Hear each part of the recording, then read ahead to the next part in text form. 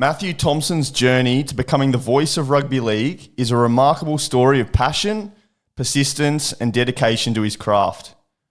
From building his career across radio, television, and sports journalism to succeeding the legendary Ray Warren as Channel 9's chief rugby league caller, Mathew has earned his place behind the microphone at some of Australia's biggest sporting events. Today, he leads Nine's coverage of the NRL, State of Origin, and the NRL Grand Final, while his broadcasting career has also taken him to the Olympic Games, international swimming, cricket, and golf. Mathew shares the lessons he has learned along the way from handling the pressure of live television and finding his own voice to preparing for the biggest moments in Australian sport and following in the footsteps of a broadcasting icon. His story is a powerful reminder that success is built through preparation, consistency, and the courage to back yourself when opportunity arrives.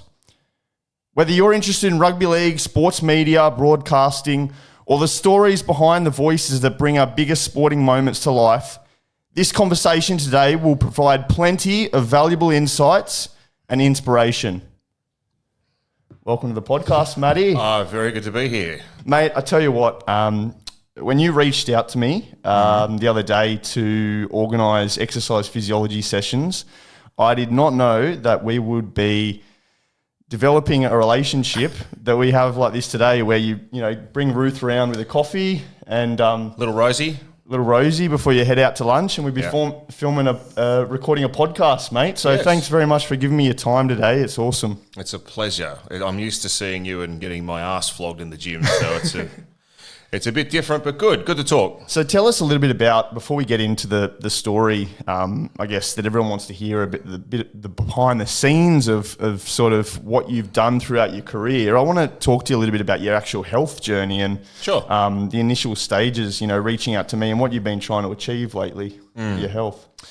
Well, I think as you get older, I'm 44 now, which is a bit of a spin out, but the older you get, the more you start to think more about your health and what it means to you. And I've always been active, but your body sort of develops a few issues as you get a bit older. And the one that drove me to come and see you is my back. So I've got a herniated disc at L5, so lower lumbar, and it's been a problem for quite a while. I reckon 15 years, maybe a little longer.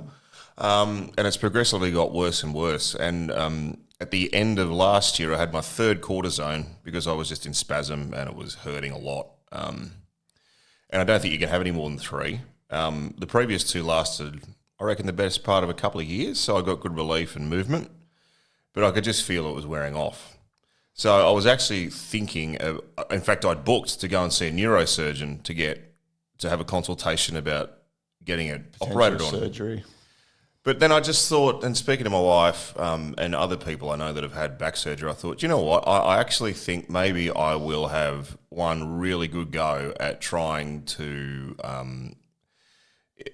sort of train in a way that might actually provide the relief I need rather than getting surgery. The other, I sound like I'm broken down, but the other things that are issues for me are both my knees. So I've got a chronic right knee, which I've had since I was a kid. I heard it doing athletics. And my left knee, I ripped a whole bunch of cartilage out of it going back a few years and needed a scope, which has compounded the back, as you know. So, but you know what? I'm really glad that I did, because I'm feeling, and every session that we worked on a lot of specific stuff, but I feel good.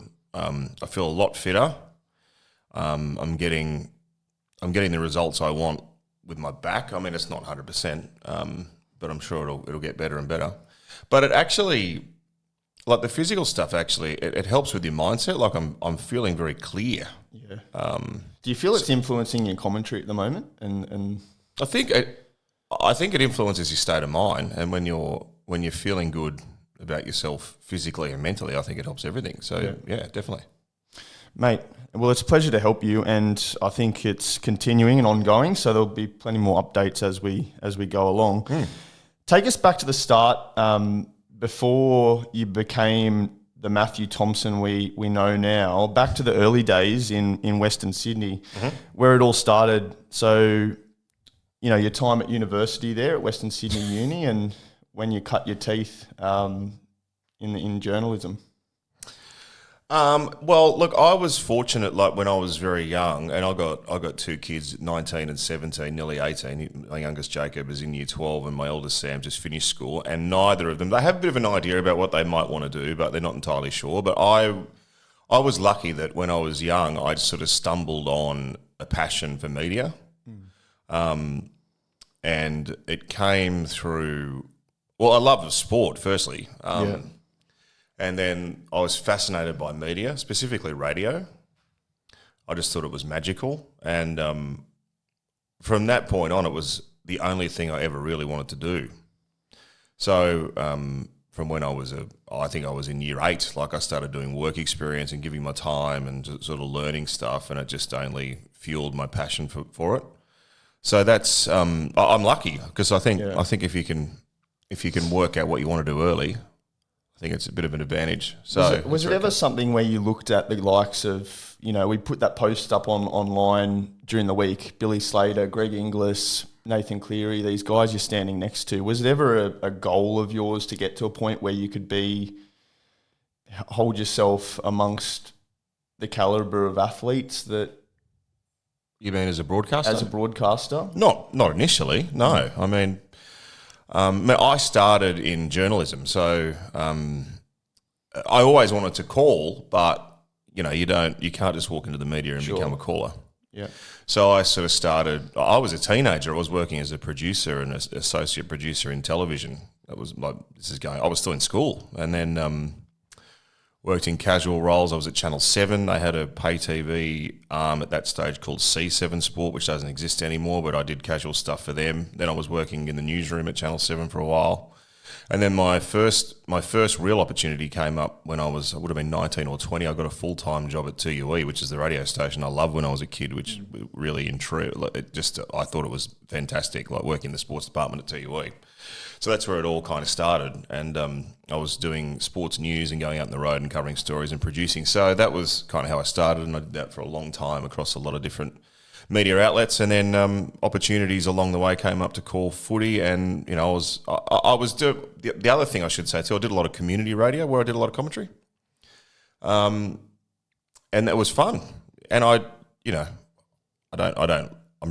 a pretty humble bloke, but it was clear I sort of had a bit of ability to do it. So... just when opportunities came up, I just took them, and people heard and realised I could do it. So it sort of snowballed from there. Look, the way I look at it is, I'm fortunate to have the job I have. I've got the best job in the world. It's come through a lot of hard work, but mate, it's a job. One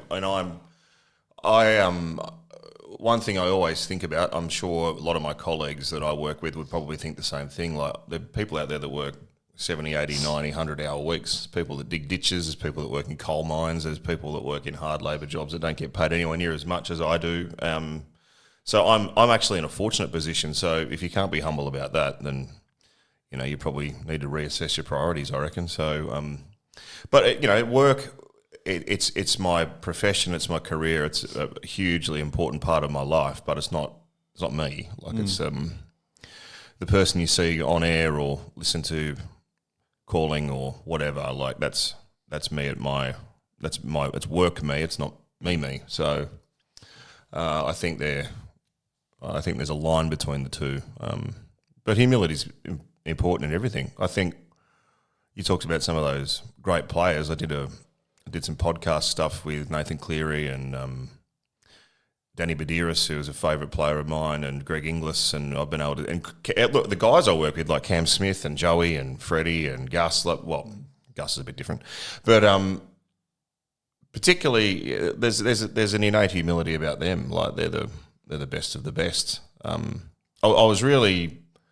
was stunned. I had a little bit to do with Nathan Cleary before, but I sat down and talked to him for about an hour for the Stories of Origin podcast I do, and he's just a champion bloke. Yeah, and they're part of team environments where you've got to work together. So I don't think there's any rule. If you part of a successful team, I reckon, and I know this is probably true of what I do at Nine. You've got to work together, and you've got to have that humility about you. I think it's important. I think if you have any other mentality, I don't think it's going to work.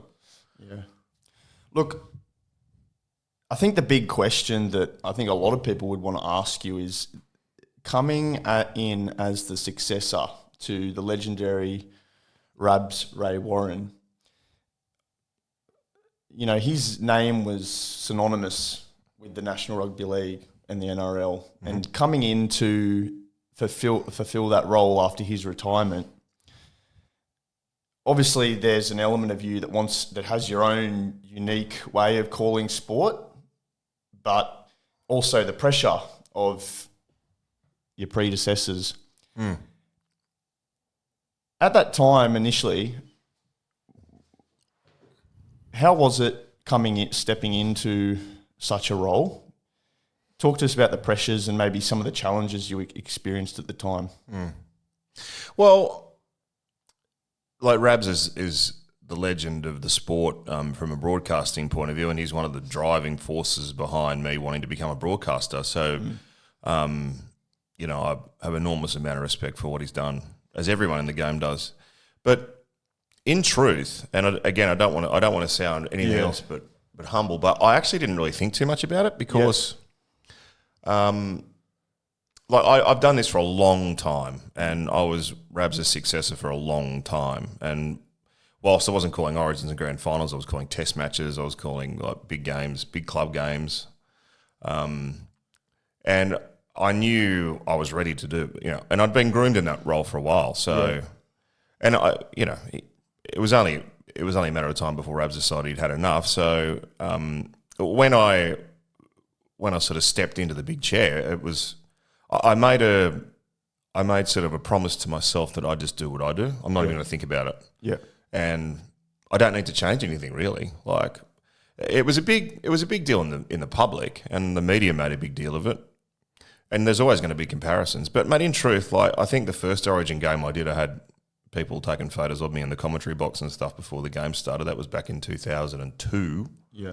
But after that, no one's really brought it up, to be honest. So, and the ratings, like the last two Origin games, Origin 2 this year, and this is a reflection of how strong the game is at the moment, was the highest rating Origin ever, and then that was superseded by Origin 3, and the grand final last year was the highest rating grand final ever. So, you know, it seems things are going well.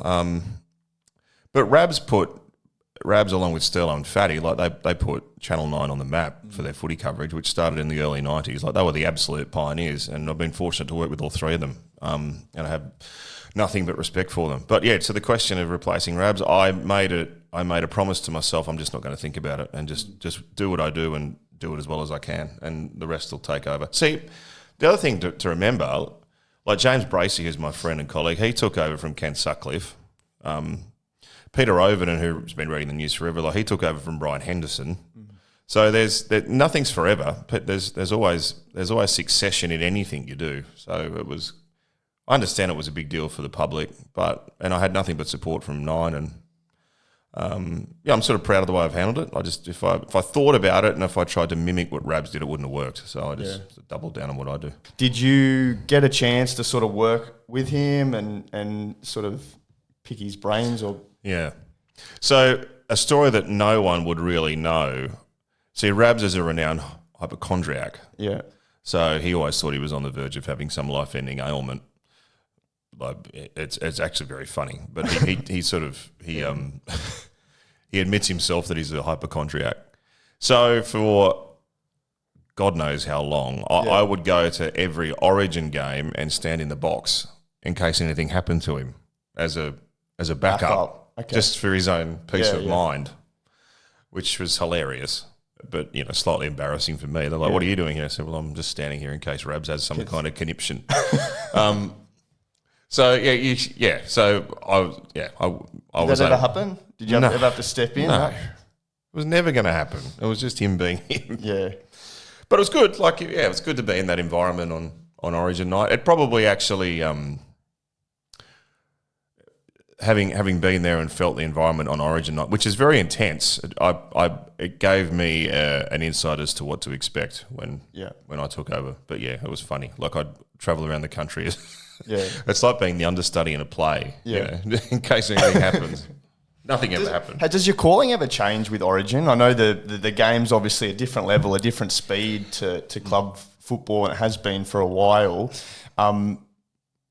Is there anything you change with Origin in terms of how you call versus Clubland? I think there's more intensity. Yeah. So the view I have with commentary is that I see my role as, I mean, it sounds pretty basic, but I've got to sort of provide a bit of a window at home to what's happening on the field. So I think your calls kind of got to reflect that, and there's nothing more intense than an Origin game. So I think if you listen to my calling of an Origin compared to just a run-of-the-mill club game, you can see there's a different level of intensity there. I do a lot more preparation. I don't necessarily use a lot of the prep I do, but it actually helps me get into the headspace in case you need something here or you need something here, or someone scores an incredible try, or you've got to have something there that maybe just to back it up, a little stat or a little nugget of gold. But no, not really. Like the principles are the same. You can change the level of intensity.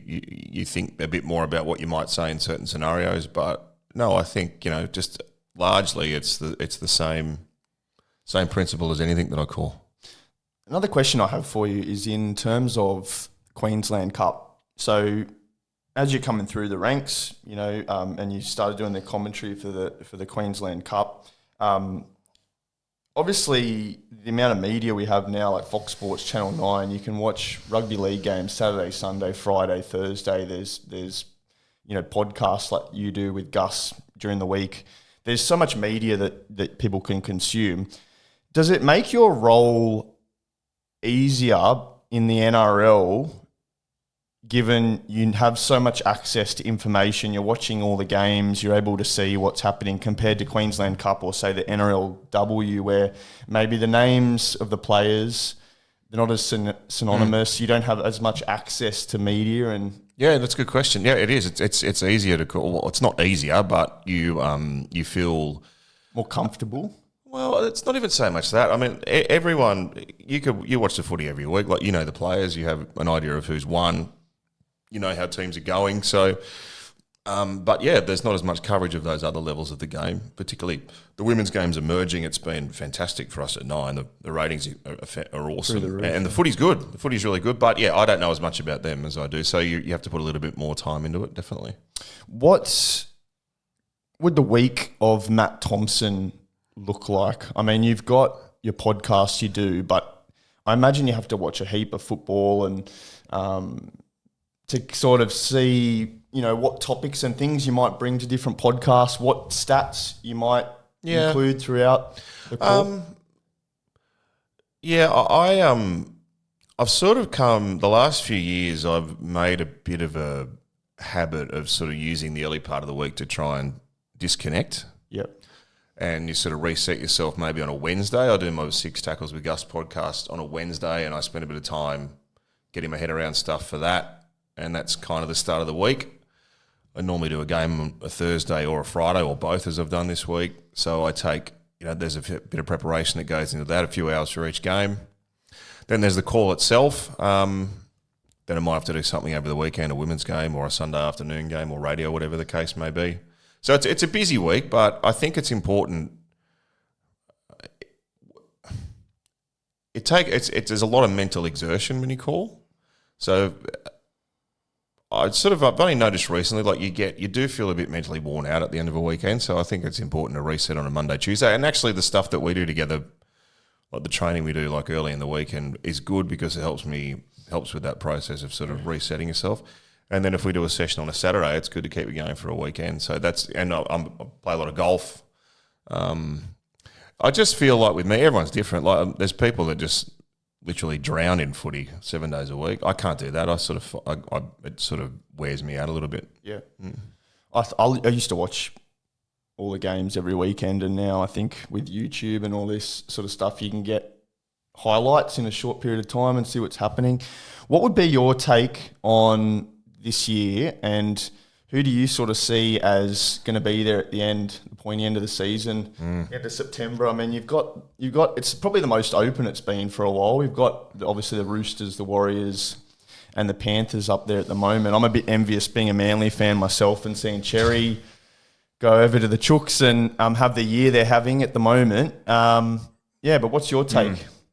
Well, it has been open, but I think the field's narrowed fairly significantly in the last few weeks. I'm not going to discount the Panthers, but I'm concerned they're a little flat. I called the game that they played where they lost to the Roosters Thursday night, and their attack looked a little flat.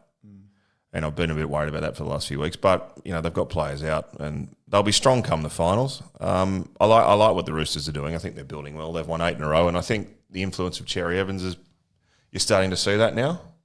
So they've got this horrible record against the Panthers. They'd won 1 of their last 13 games. And yet Cherry Evans, he sort of provided them with a bit of calmness and direction in a game where they may well have lost previously against the Panthers at the weekend. So I think he's a big advantage for them. He's a bit of, it's him and Walker are yin and yang, which I think works in the halves.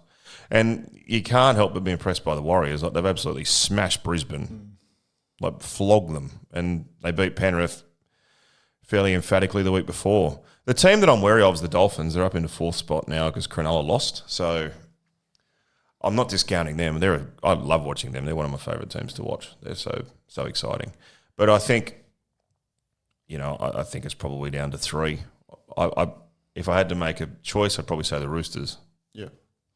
I mean, it doesn't help. You've got Teddy and Isaiah Yeo that are out, so there's a lot of that sort of leadership prowess that's missing. I mean, do you think they'll make it back in time throughout finals? Well, they'll make the top 4. That's all they probably care about. Yeah. They'd love to win the minor premiership, but I think they know, and even last year you saw, whilst they went out in the preliminary final, like, they're a proper finals team. They play finals footy better than anyone. They just got another gear. So I think it's really clever, actually, and that's why he's such a good coach and they're such a good club, the Panthers. They know all they've got to do is get themselves into the position, and they know the recipe for success in big games. So Yo will come back for the finals, they think. Mitch Kenny's been out for a long, long time because of an ankle. He was supposed to come back a while ago, but he's had complications. He's another important one. They'll get Casey McLean back next week. So, yeah, I'm not discounting them. But they just need to find a little bit of that attacking zest, which wasn't there. It hasn't been there the last few weeks. Adaptability, mate. So with the rise of social media and all of these different streaming platforms, KO, the growth of podcasting, there's been a changing landscape in how rugby league is delivered to the masses, and I guess you've been at the forefront of that. How has that changed the way you prepare, the way that you, as we spoke about, consume rugby league, but also deliver it through media? It doesn't change at all for me. I've got a really specific job to do, and I just do it to the best of my ability. But yeah, like, the rise of streaming is important. Like, we've got the 9 Now app that it just does huge numbers. See, the television landscape more broadly, streaming services like Netflix, etc., they've been dragging huge ratings numbers away from free-to-air television for a long, long time. So it's just a completely different means of consuming television. But the one thing which has stood up and has defied the trend is live sport, and rugby league specifically. Like, our ratings are going up year on year, every year, which is just completely against all trends with TV. So, and you mentioned before, like, you watch a lot of highlight stuff. That's how people are consuming things. Yeah. In bite-sized pieces. A lot of our cut-down replays and match replays, people are going to the apps to watch that sort of stuff. But yeah, it doesn't change what I do at all. I think one thing that, from listening to you and obviously Rabs as well, one thing that you guys have is that you know when to elevate your tone. There's very instinctive calling. You know when to inject the right statistics at the right time, depending on, when a certain athlete scored a try, made a tackle break. So knowing when to have silence, but then also when to inject yourself at the right times to make sure there's a nice, fluent call. That's a really good question. And that only comes with experience. The tone, like the light and shade, as it's sort of known in commentary, it just comes with time in the seat. When I was younger, like if I listened to some tapes back from years ago, and mate, I cringe. Like I was like a bull at a gate because I'm an enthusiastic caller. I think people feel that, which is a strength, but you can go overboard and get a bit shouty and a bit over the top. Yeah. But I've got a lot better at that in the last little while. With the stats stuff, that's sort of what I talked about before, like with prep, having it in your head because you never know what you're going to need or what you might be able to throw in. So that's where preparation is important. But the tone, yeah, I mean, I have a couple of little philosophies. Like in footy, all the action generally happens at one end of the ground. What happens between the two 40-metre lines is kind of your time to sort of pull back and let the game flow a little bit. I reckon, see, one of the great things about rugby league is the physicality and like the sound of the big hits and like the on-field noise. I like to try and let that come through a little bit. So I try to not talk throughout the whole game. Some commentators like doing that. We try and let it breathe a little bit, and that's something help with Billy and Cameron or say Joey Johns as well during Origin. You have those moments, and I saw that image again. I'll go back to that post we put up during the week where you've got Joey on one side in the blue, Billy on one side in the maroon, and they've got their little mouthpiece. Yeah. And you flick that, like, you hear points in the call when they'll take over. Do you sort of know when that's going to happen, or is that more of an instinctive thing? No, we've sort of, I mean, I've called probably more games with Joey than anyone now, so we kind of just have this understanding. Like we know when each other's finishing our sentences. He knows he can. As a caller, my main job's to call the game, but it's also to try and get the best out of my experts, and we've got the best experts in the game. So I need to try and make sure that I give them enough time to get in, so they know that whenever they want to say something, I'll give them room, which is important and gives them confidence to be able to come in and say what they want. But no, like I've built up a great rapport with all of our experts. Like they know we kind of have a bit of an instinct as to when one wants to talk. Yep. So those I use a headset. They're called lip ribbon mics, and they only work when you put them right up to your mouth. And this was an old trick from way back in the day. It came from cricket and Nine's history with cricket broadcasting. And the clue is if an expert wants to talk, they put the mic up to their mouth. So that's a clue. So you can see when they pick their mic up, they've got something to say. So you can see Joey put his hand up to, and all right, step back. That's right. But I mean, I will, from my point of view, the audience want to hear what they want to say. So it's my job to give them the space. They'd rather hear their analysis of something than me sitting there talking. So I see that as a really important role. So do you sort of see your role as providing the energy, the atmosphere, the emotion behind what's actually taking place on the field, and then when you take that step back, the experts are providing that analysis or insight? Yeah, for sure. Okay. It's not my job. I don't give opinion. Yeah. Like with radio stuff, you can give a little bit of opinion because it's a very, very different call to TV. But I'll never give an opinion while I'm calling the footy on Nine. It's not my job. Like I've never played. Why would I have an opinion? So that's why we've got the best of the best. Like they're the ones that provide the sharp analysis and can give the opinions. Like there's a lot of stuff going on with bunkers and referees and stuff. If they want to have a crack, they can have a crack. It's not my job to have a crack. Rugby league develops across 80 minutes. Yeah. It's a quite a long fixture. And then we look at Olympic swimming, for instance. So you went to the 2024 Olympics, and that must have been an amazing opportunity.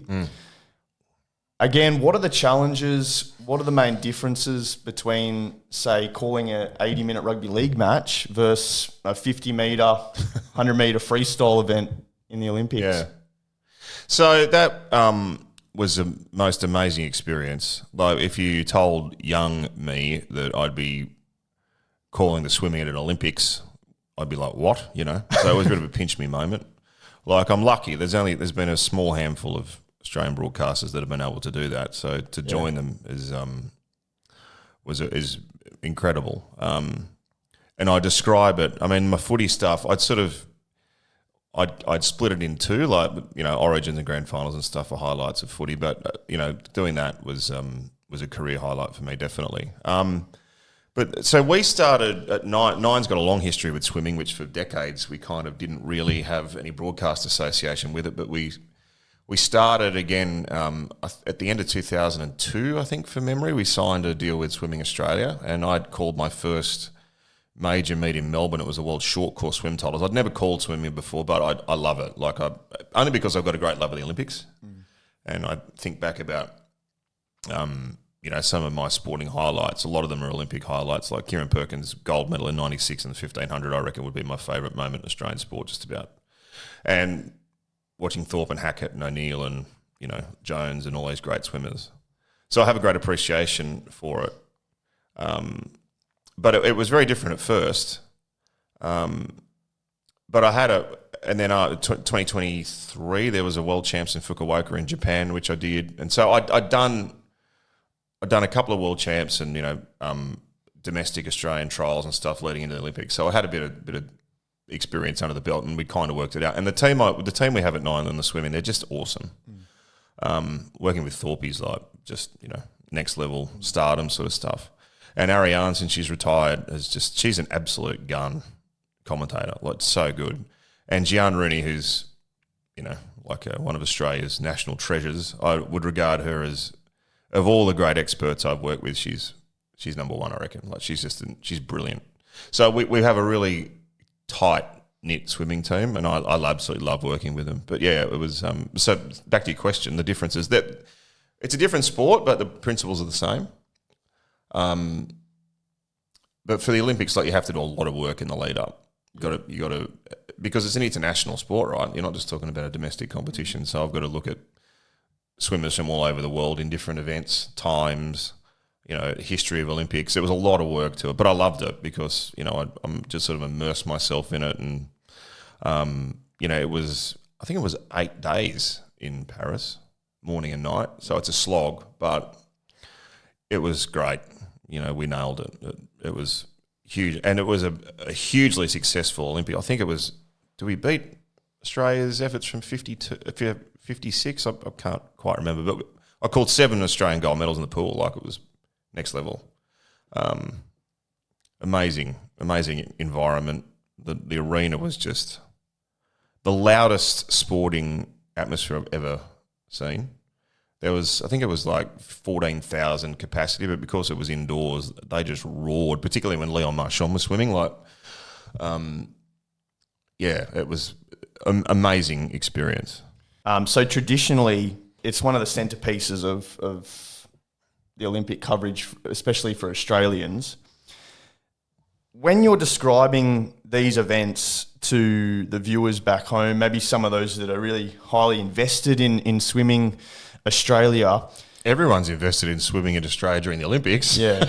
But we always tail off though, right? It's funny when you get to the athletics and then you see us start to slowly dwindle down the medal tally. But that pressure, I guess, there again, in terms of, calling such a big fixture for us Aussies.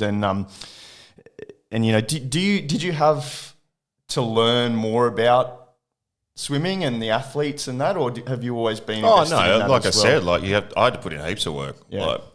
But I had a few years of calling swimming under my belt before I got to the Olympics, so I was comfortable. But yeah, the Olympics is such a big beast. Like all of my colleagues who would have broadcast at the Olympics, regardless of the sport, would understand there's a lot of work that goes into it before you get there. But that's part of the job that I do, mate. If I don't prepare well for a game, I don't call as well. And that might not have anything to do with, I might have a million stats that I don't use, but if I know that I've put in the work and I'm across the game and I'm thinking clearly, it'll just come out better. If I just go in with a couple of notes and don't really think about it, I don't call as well. So the actual commentary of a match or, a race or whatever the case is, that's the bit everyone sees, but it's the stuff behind the scenes that you don't see that actually leads up to that. So that's all part of it. But I like. I mean, the Pan Pacific Swimming Championships are on at the moment. Australia's going fantastic after our success at the Commonwealth Games. This is the best swim team we've ever had. Yeah. And as you head towards LA, they could absolutely dominate. So Have you it's been watching exciting much to be along of with the it. Commonwealth Games? Have you been keeping up to date? I watched bits of the Commonwealth Games, but I've been watching as much of the Pan Packs as I can. So the Pan Packs has got the United States in it, so that's a good barometer of where we're at, and the team's going great. Objectivity in sports commentary. I mean, you look at today, we've got social media. People all over social media. Obviously, there's a lot of commercial interests. How do you stay objective when we all have, our teams we support or our favourite athletes in a sport where, there is very passionate fan bases? How do you remain objective when you're calling rugby league or any sport? Mainly because I am objective. Yeah. I don't I grew up in Penrith, like you've outlined, and when I was younger, I supported the Panthers, and my family all support the Panthers. But mate, honestly, it's when you do what I do, you just don't have the luxury of being able to support a team. So you just what I care about the most now is a good game, and a good product for people to watch at home. I don't even and I'm a born and bred New South Wales show. I honestly don't care who wins Origin. I just want it to be a really good series because and I've got a soft spot for Queensland because of the work I've done up there, and I see how much they love their footy and what it means to them. So I just it doesn't worry me who wins anymore. So after Origin, like you talk about social media, I'll get 20 messages from New South Wales fans saying you're so biased. You clearly love Queensland, and I'll get 20 from Queensland fans saying, "Oh, you're so biased. You clearly support New South Wales." So I get the same number from each. So that gives me a good indication that I've got it pretty right. Well, I guess when you look at as we go back to what we were talking about before with say Billy, Joey, or Cameron, and but they're allowed Gallon, to be biased, and that's what I was going to say. I mean, there's no hiding who they are, yeah, and actually that's encouraged. Yeah, like you go back to. Like I mentioned Fatty and Sterlo before, like they were the ones that started it all. They openly support their state in the commentary, which is kind of it defies like the principles of broadcasting, but it works so well at Origin because everyone's parochial. One of the things I admire the most about Peter Sterling, and I was lucky to work a lot with him before he retired, going back a few years ago now, just one of the best men. But he's the most objective expert in footy.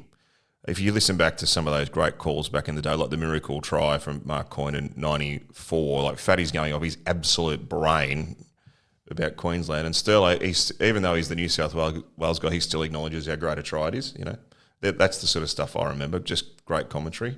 That's where objectivity can actually be powerful too. But we, all our Blues blokes the New South Wales guys wear blue, and the Queenslanders wear maroon on our call, so no one hides it. I think one of the things that I find really cool about your role is how you're tied to some of the biggest moments in sport. And I mean, how cool is it to be able to, like we were talking about it with Ruth at the cafe the other day, but to be able to go through and see highlights popping up, say on Instagram, where there's been a pivotal moment in, say, a big finals match, and you've got your call, your emotion, and obviously your voice overlaid over that video.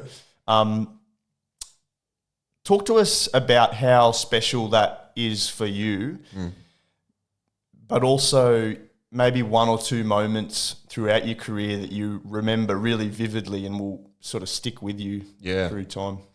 Well, you talk about pressure. I generally don't feel a lot of pressure. The only pressure I feel like in leading into a big game or a big event is actually to make sure that when that moment comes up, you've got to get it right, because that's what everyone listens to time immemorial. You think, look at all the famous moments in Australian sport, like you say, there's the moment and there's the commentary associated with it. So you want to make sure you try and get it right.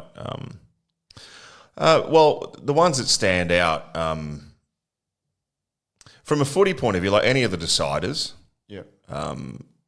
2002 when Ben Hunt caught the ball and ran 60 metres to score, like that was an incredible moment at Suncorp. 2024 when Bradman Best scored that try in the decider to break. Well, I think it was 2-2 at the time, was it, or 4-2 maybe? I can't remember. But there'd been no tries for over an hour. That was a pretty iconic moment, and then the Blues went on to win the series. Cleary's comeback in the grand final, like they're all great.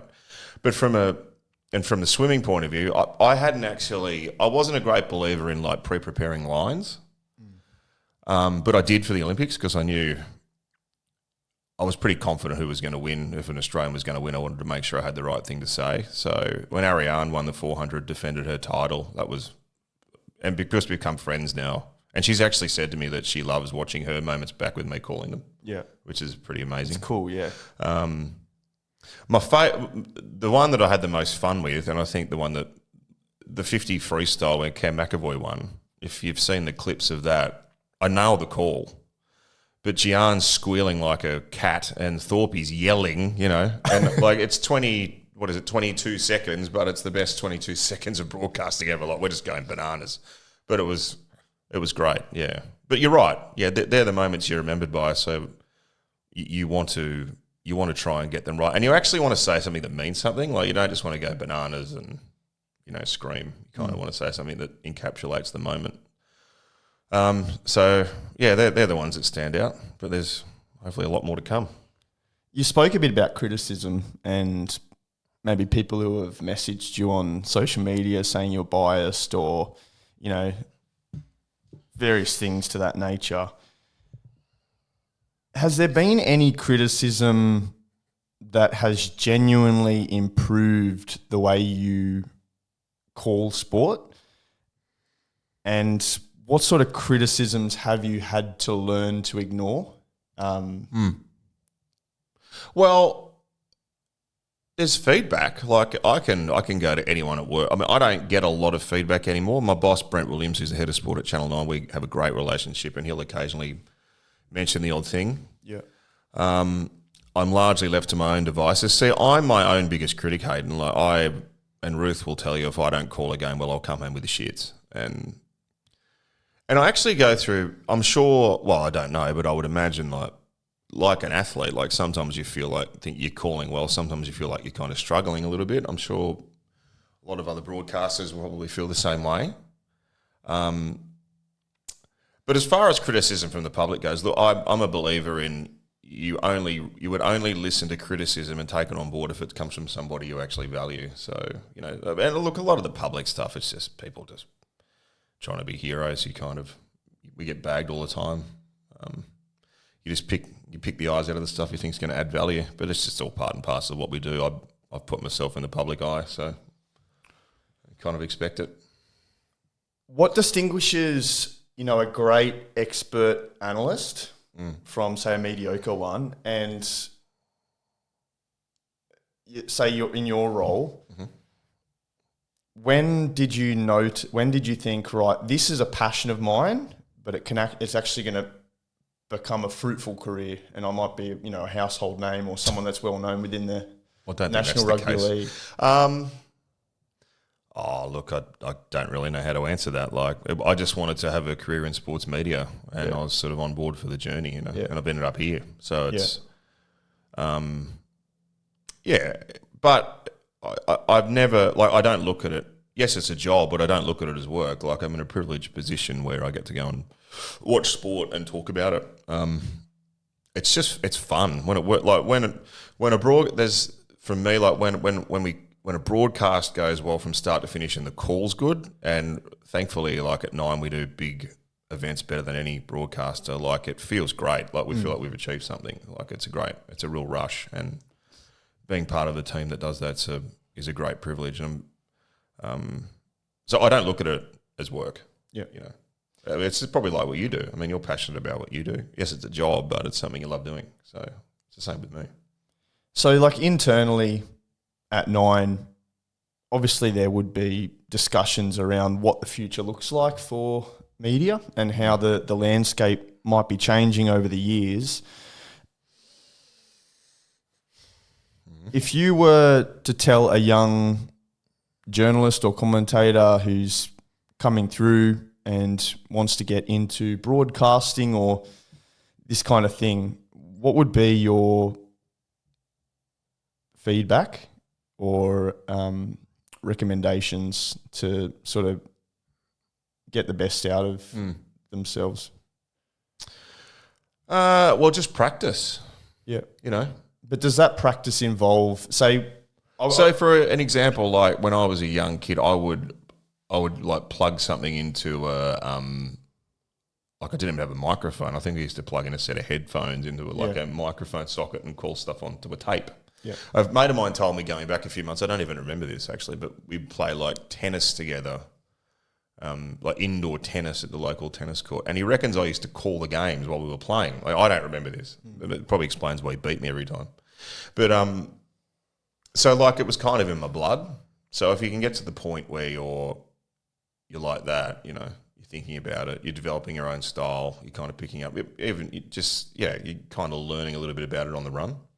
But mate, I was lucky. Like back in the day, before strict HR policies and stuff, I wrote a lot of letters to people and like just got a lot of work experience. Like I just offer my time and go in and learn and just be around the environment. And I reckon without that, I wouldn't have got to where I am. Like it's just it helped to fuel the flames of the passion for what I do, but. It's very much a career where you learn on the job, like you learn from experience, and I think that's the same of journalism. I know a lot of people go to uni and study journalism, and it's probably a prerequisite now. I'm not really sure, but a lot of people can go to uni and study and get their degree, but don't have enough hands-on experience. So any experience you can get in any environment in the media, in broadcasting or journalism, you should try and take it and educate yourself. That would be my advice. I imagine most of what you learn in journalism comes when you're actually putting it into practice. Absolutely. Yeah. It's all about, you know, contacts and understanding the value of a story and acknowledging what's a good story, what makes a good story, what doesn't make a good story. You know, you can't learn that in the classroom. So that's the stuff you've got to try and acquaint yourself with. Just like a swimmer, not a swimmer, but just like a singer does vocal training. Do you have any warm-ups you do before you go live? Not have you really. had to do any sort of vocal training at all? No, I'm lucky. Like I've got a pretty robust voice. Well, that's what I was going to say. Like that's probably another prerequisite for someone to have a role like you have, but to have that deep, I guess, raspy voice that you have. Not everyone has that, and I think it's perfect for what you do. No, I don't. Maybe I should do some vocal warm-ups. Maybe that might be. Look, maybe I should don't really think do the opera singer thing before the game. No, not really.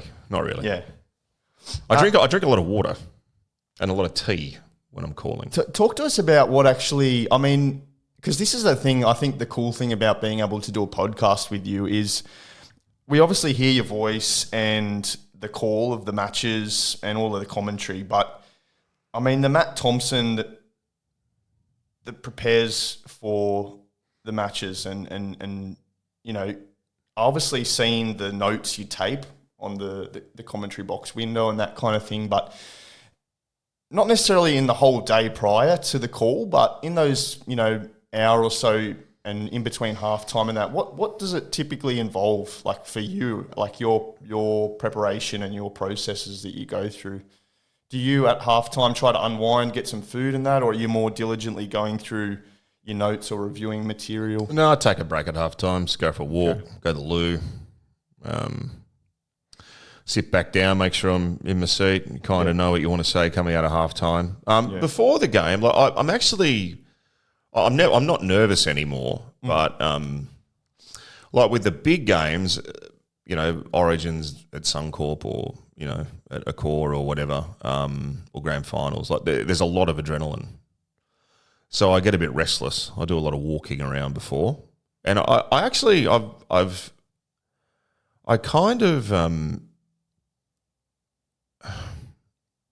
sort of take a lot of time to get clear in my head what I want to say. Like that's sort of the time when I kind of run over what I've learned or think about scenarios. Just sort of work it out in my head. Like people think, oh, gee, he's gone a bit quiet. That's just me sort of in thought mode. Just trying to just gather your thoughts, I suppose. But I find with me, I like to have my work done before I get to the game if I can, and just use that time just to sort of clear your head and get yourself into the right headspace. If people were to revisit one particular moment in sport that you were calling, what do you hope that your voice added, and how you would be remembered Oh, that's an interesting through question. history? Well, I hope people see that my passion for what I do is genuine. I hope the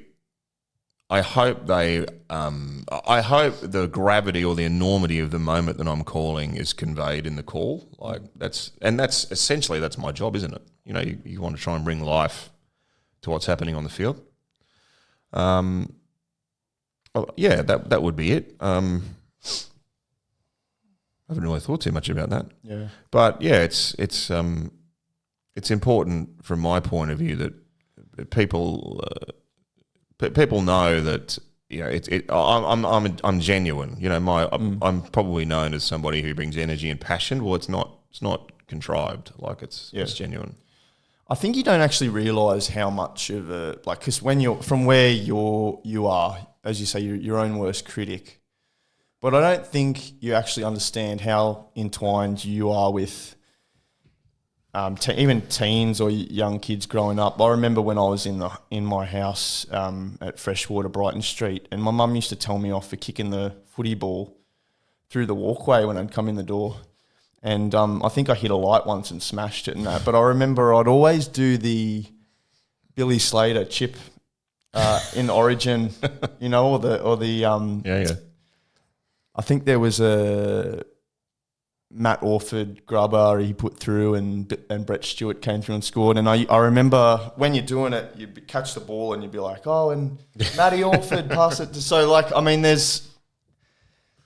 Yeah, I probably did it too when I was a kid, I'd imagine. So, but I mean, it's that broadcasting and that energy you inject into the game. I think if you were to watch a rugby league game on mute, it's just not the same. Yeah, well, sure, that's what I'm there for. You know, it's there to bring excitement and passion to the sport, because it's a passionate sport. You know, and there's so many things that happen on the field that should be celebrated. Yeah, you know. But I think and you've worked with them.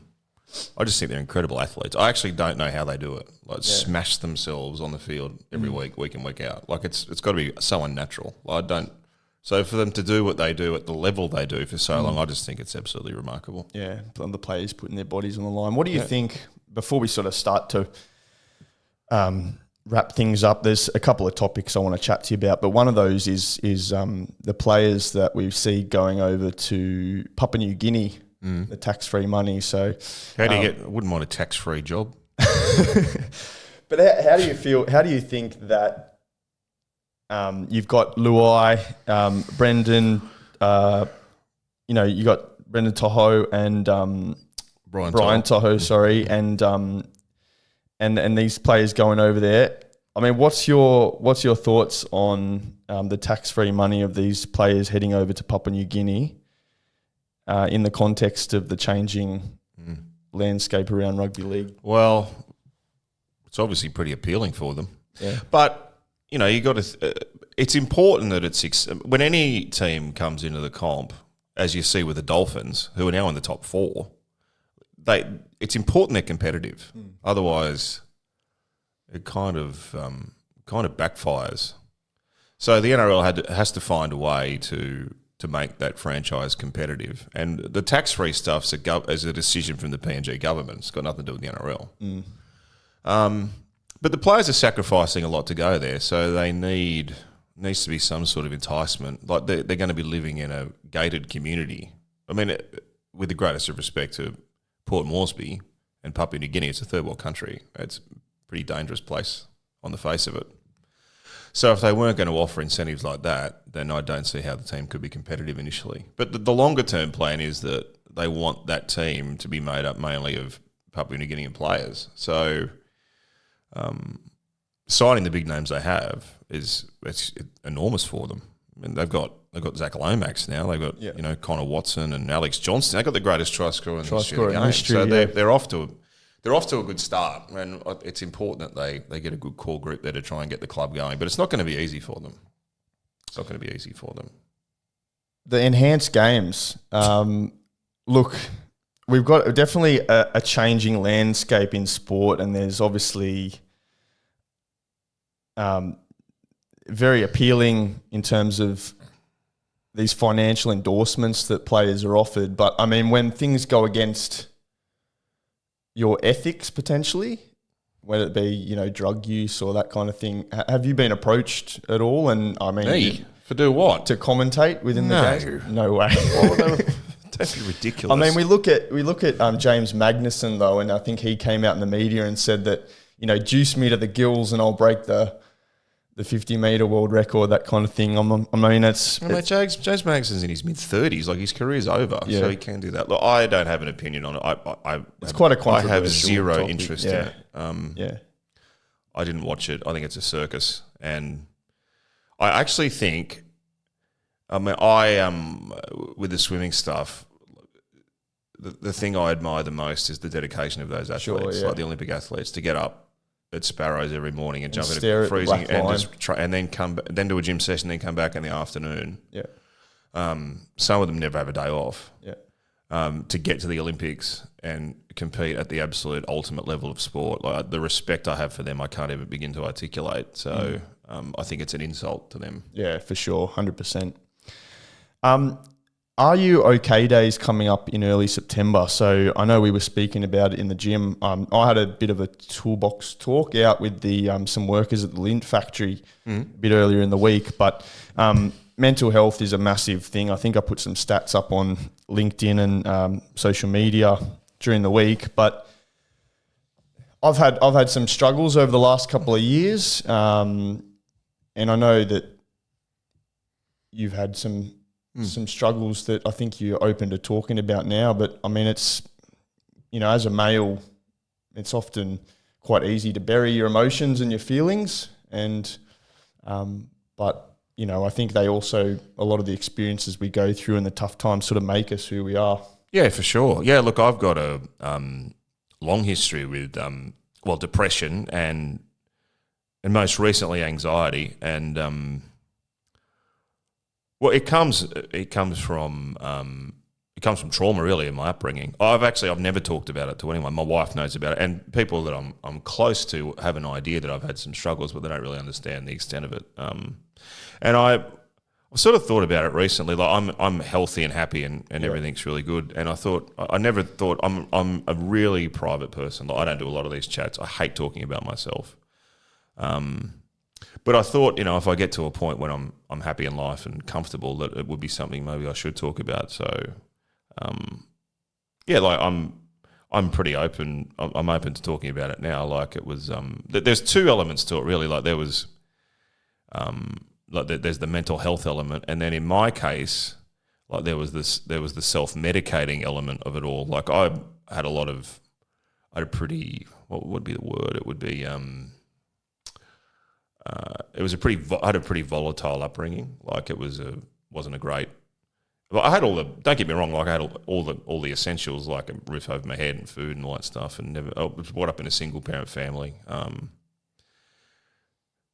So this is just my story. I'm not comparing myself to other people who have terrible upbringings with, you know, a lot of the stuff that they go through. But it sort of left me with some pretty deep sort of traumatic scars, which actually didn't really come to the fore until I was probably in my early to mid-20s, and then a lot of stuff came up, and I found myself struggling, and the only thing that I could really think to do was like try and medicate myself, which, and look, I won't go into specifics, but you get into that, and I'm sure this is a story you've heard a lot of, like, you get into a cycle where you're struggling and you don't know how to deal with it, and so you try and blur it out, and then it makes you feel like shit, and then it feels worse, and then you feel guilty. And so that kind of went on for a long time, and it was really hard. Like, there'd been some really dark times for me, but I think when you're a kid, like, you kind of roll with the punches. And my mum actually passed away at the end of last year, and since she's passed, I've sort of had time to recount or reflect a lot on it, and a lot of the stuff that sort of happened wasn't really. I realise how hard it would have been for me in that position. So, but anyway, that's it. it was hard for a long, long time. And I was sort of in a position where I had both my kids and like the fantastic young men. I love them, but I was kind of struggling and really like I was falling apart inside and trying to maintain a career and sort of keep a facade up. You know, that's where it all became very difficult. So, yeah, I've done a lot of self-reflecting and a lot of work, and I think the thing that's helped me the most move forward is sort of to understand that, yeah, you're accountable for your actions, and a lot of people, I'm sure, were hurt and worried by the path that I was going down, but actually just sort of stop blaming yourself for it. Like, it wasn't the things that led me there probably weren't actually my fault.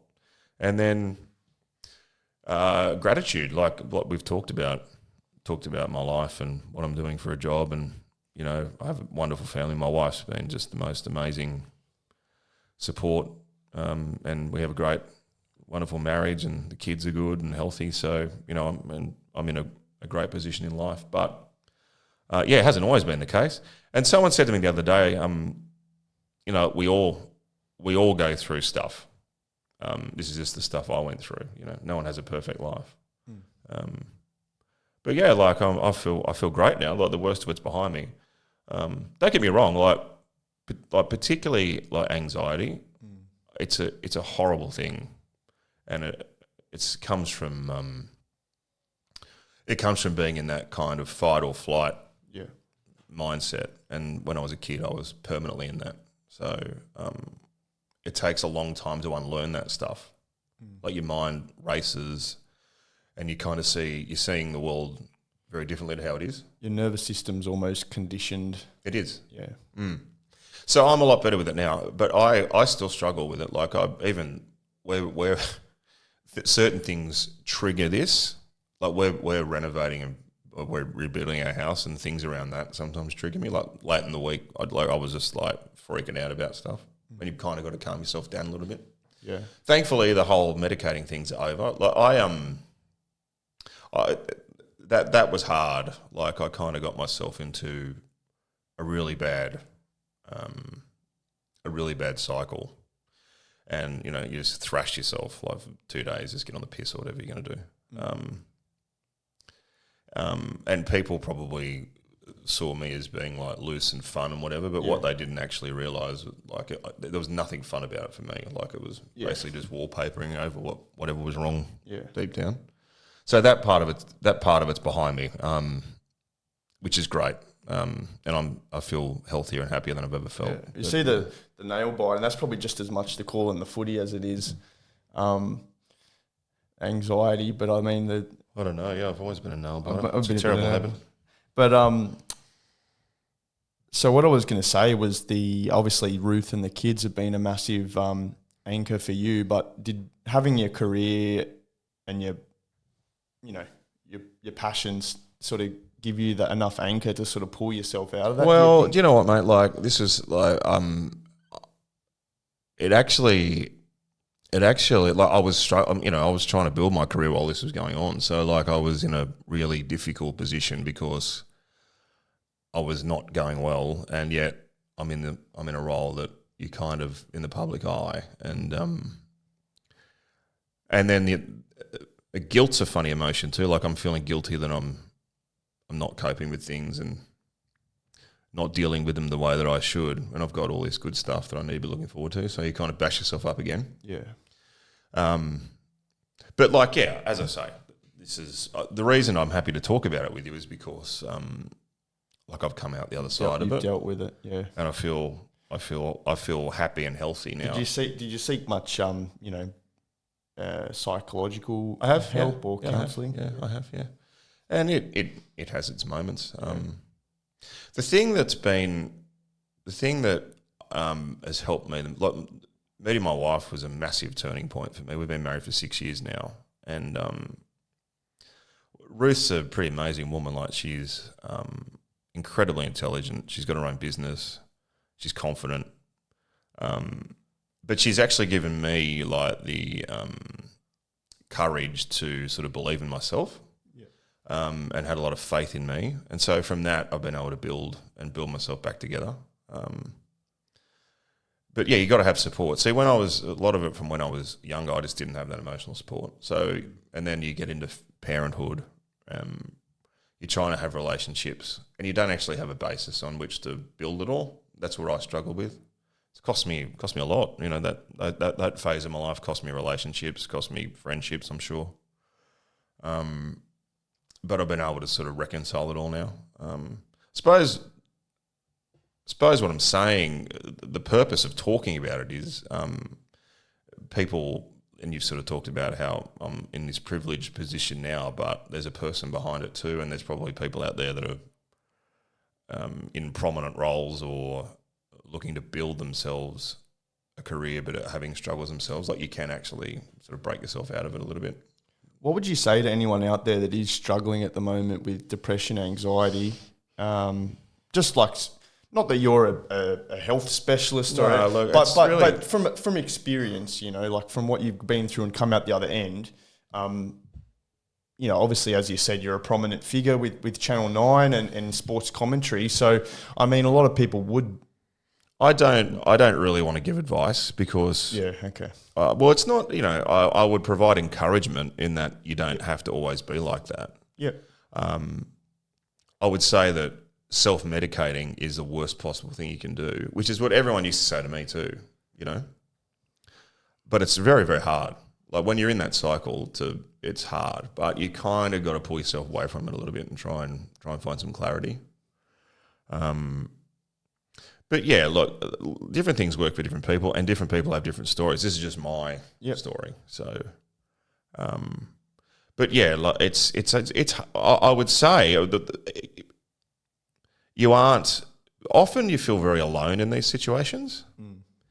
But actually, and this is another thing that I've been able to rationalise, there's people everywhere that are struggling with the same thing. So you actually, like, there's nothing actually wrong with you. Like, it's, you shouldn't look at it like that. You know, as I say, we all have shit. So you don't need to beat yourself up about it. You've just got to face what's going on and just see it for what it is. You've got something you've got to deal with, you know. It seems like a big thing to overcome, but, you know, you've got to take the first step and try to sort of get a bit of clarity to move forward. But I'm not, like, the anxiety stuff's always going to be part of me. And I think it'll probably be part of everyone who suffers from it, but it's just a matter of being able to manage it better. And I'm fortunate that I can. Yeah. What song are you adding to the Normalist podcast? I didn't give you a chance to think about this. Song? What song would you add? We've got a playlist, and I just asked people what song. Man. I don't know. I'll choose. When my youngest son was very young, we were driving along in the car, listening to REM, and "Shiny Happy People" came on, and it became his favourite song. So I'll add that. How about that? REM, "Shiny Happy People." Yeah. Well, Matt, we were gonna record this yesterday, but you got called up for the Saturday night. Yeah, had to pop in and do some work, but I'm glad we got to do it. And today. I really appreciate you, you know, coming down the following day to do this, mate. So I know you're a busy man, and honestly, your time and how deep you went today. No, it's a pleasure. It's been really, really good, and I feel grateful that you were willing to open up with me on the podcast. It's a pleasure. Thanks for having me, and I'll see you at 6 o'clock on whatever morning it is this week. Thank you for tuning in to this episode of the Normalist podcast. If you enjoyed listening, please don't forget to rate the podcast. Alternatively, you can watch more clips from each episode on our YouTube channel. You can also follow us on all social media platforms using the handle @NormalistPodcast.